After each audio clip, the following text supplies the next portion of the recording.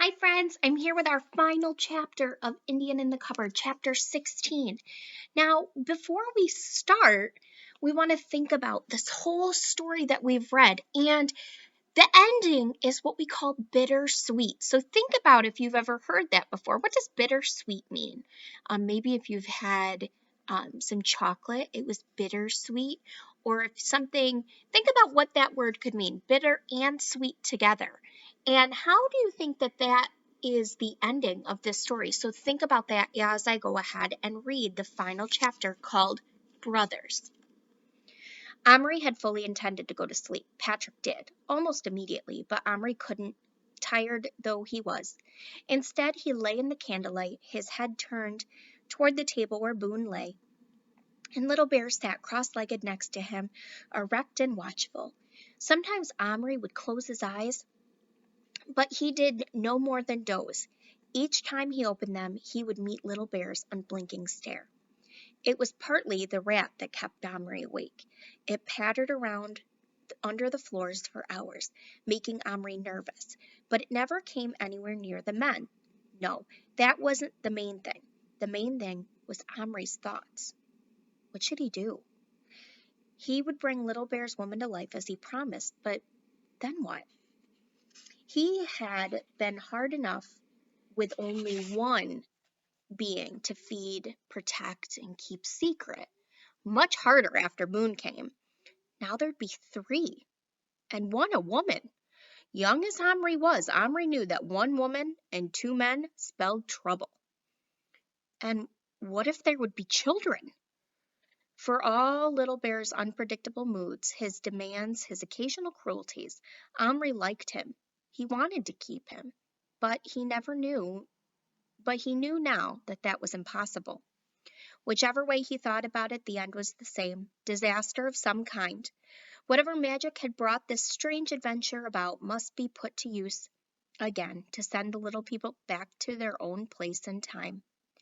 Having decided this, however, sadly and reluctantly, Omri's stressful thoughts let go their hold on him. He drifted off to sleep.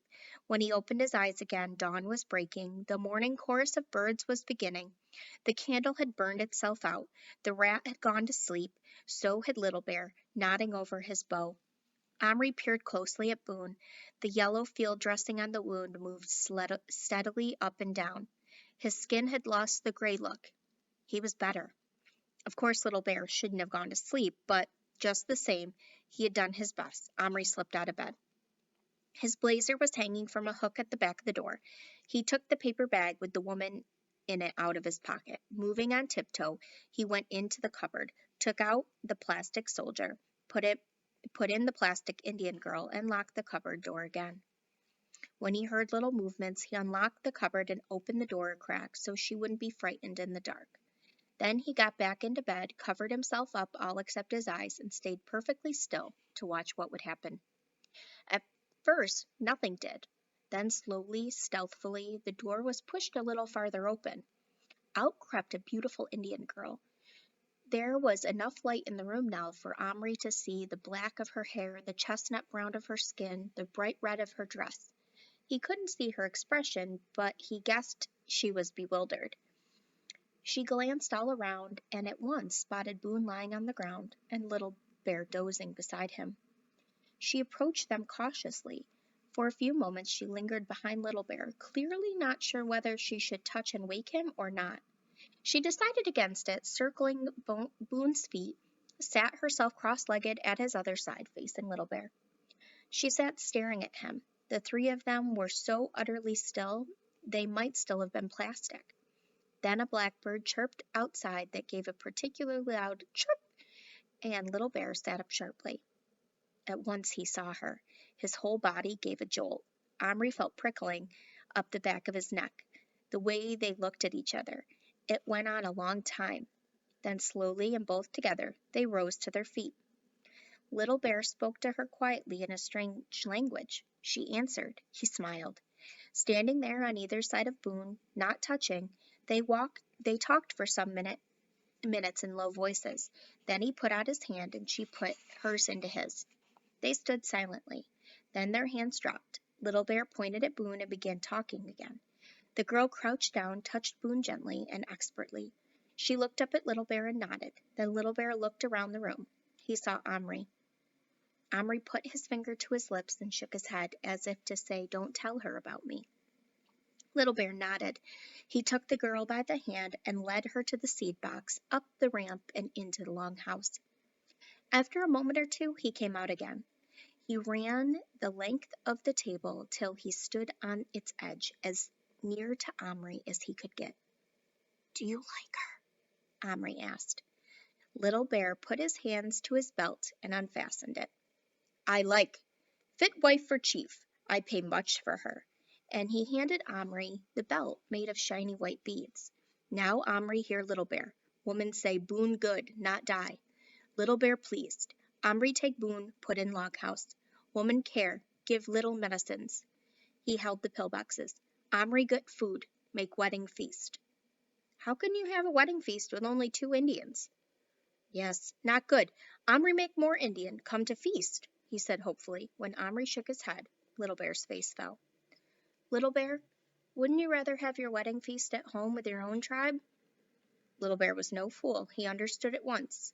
He stood still, staring at Omri. "Omri put in box, send back," he said. His voice was very flat. Omri couldn't tell if he liked the idea or not. "What do you think? Wouldn't it be better?" Very slowly the Indian nodded his head. "And Boone?" "Boone, too." "Make him my brother first." "Yes, then I'll send you all back." "When?" "When Boone's well enough." Once Omri had decided, every day that passed was important because it was one day nearer to the last. Patrick was as sad as he was, but he didn't argue against Omri's decision.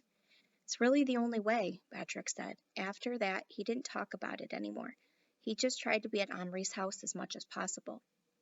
He couldn't even do things with Boone much, of course, even though in a day or two Boone was sitting up in the longhouse, demanding to talk to his horse, which was brought into the entrance for the purpose, and whinnying for all sorts of special food and drink. "I can't be expected to get my strength back if you won't give me some of the hard stuff," he nagged. He even pretended to have a relapse. Omri pinched a nose dropper full of whiskey from his parents' drinks cupboard and squeezed a large drop down Boone's throat before the Indian girl, whose name was Bright Stars, a reference to her shining eyes, Omri supposed, had succeeded in conveying the fact that Boone was perfectly all right and that his faint was faked. Still, after he'd had his drink, Boone seemed much better that Omri and Patrick decided it wouldn't do him any harm. He's used to it after all, and therefore Boone got a liquor ration 3 times a day, and did very well on it.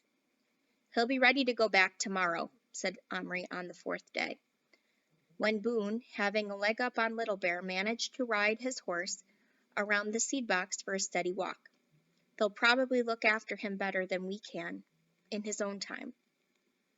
A thought struck him. He fished down his pocket and was drawing Boone had done. "Boone, is this your hometown?" "Sure is." Omri studied it closely under the magnifying glass. Away up the street he saw a little sign reading, "Doctor." "Is he a good doctor?" "'Bout as good as any out west, I reckon.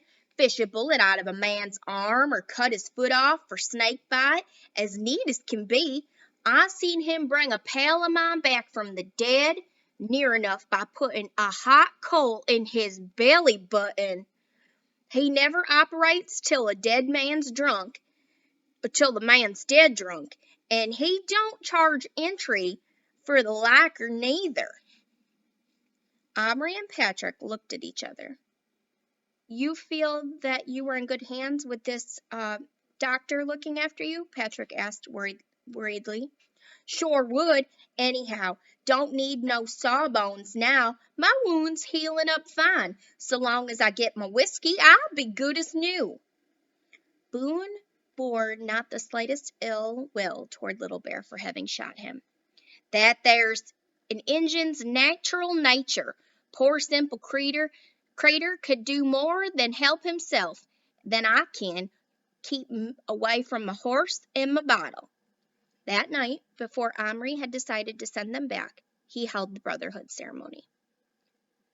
"I wish we could ask our brothers," said Patrick to Omri at school. "Supposing we tell them one day about this, they'll never believe us." "Sending them back," said Omri slowly, "doesn't mean the magic won't work anymore. I'm going to put the key away somewhere so I won't be tempted, but it will always be there." Patrick looked at him wonderingly. "I never thought of that," he said slowly. "So there'd be nothing to stop us, months or even years from now, from bringing Boone and Little Bear back again to visit?" "I don't know," said Omri. "Maybe their time is different than ours. It would be awful if they were old or," he couldn't say, "dead." Both Boone and Little Bear came from such strange, dangerous times. Omri shivered and changed the subject. "As for our brothers coming," he said, "all I want of my brother is to keep that rat in its cage."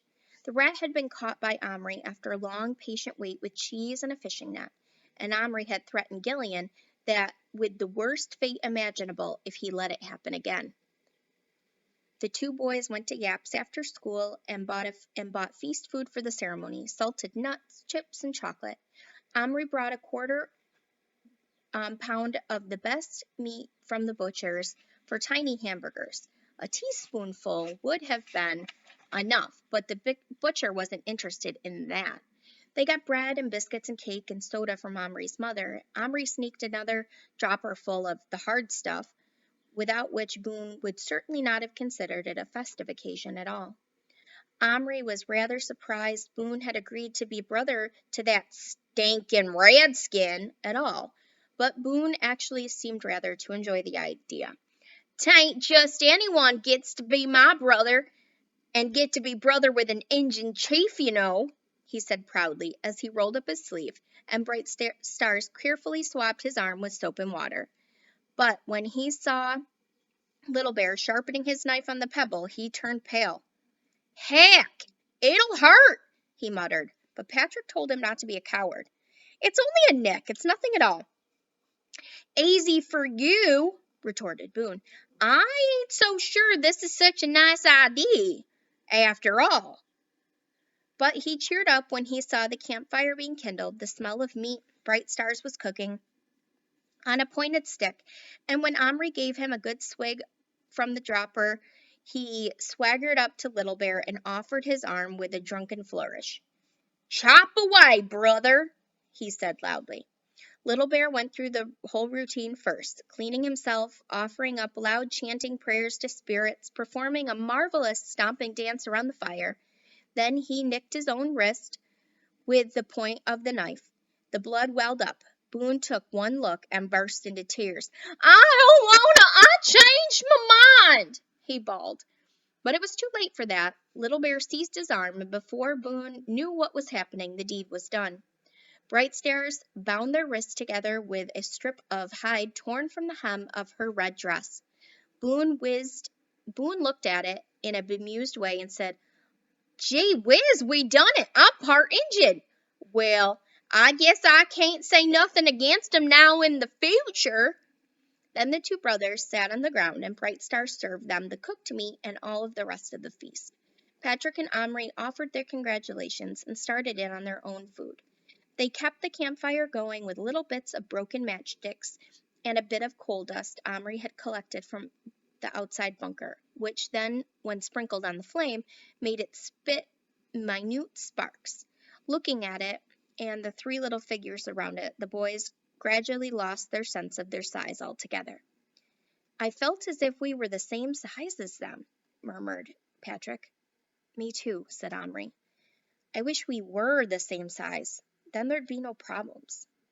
"Don't be funny. No problems with two full-grown Indians and a 6-foot crying cowboy?" "I mean, if we were small, if we could enter their world, sleep in a longhouse, ride the horses." "I wouldn't mind eating one of those hamburgers," said Omri. Bright Stars was now crouched by the fire, tending it, singing softly. One of the horses whinnied. Boone seemed to have dropped off to sleep, leaning on Little Bear's shoulder. Little Bear alone was aware of the boys. Watching them, he beckoned Omri with his free hand. When Omri bent near him, he said, Now. Now? You mean go back? Good time, all happy, not wait till morning. Omri looked at Patrick. He nodded slowly. When you go into the cupboard, Omri said, you must hold Bright Stars, or she may not go back with you.